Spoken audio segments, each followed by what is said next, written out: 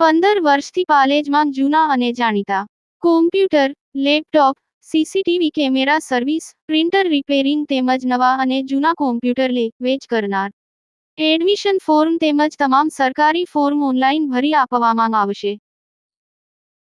અંકલેશ્વર તેમજ હાંસોદ પંથકમાં કમોસમી વરસાદથી પાકને વ્યાપક નુકસાન.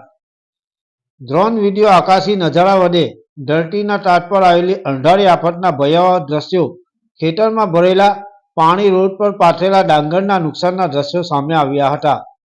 અંકલેશ્વર અને હાંસોદ તાલુકામાં કમોસમી વરસાદના કારણે ખેડૂતોના પાકને ભારે નુકસાન થવા પામ્યું છે. અચાનક પડેલા વરસાદથી અનેક ખેતરોમાં પાણી ભરાઈ ગયા છે, જેના પરિણામે ખેતીને મોટો ફટકો પડ્યો છે.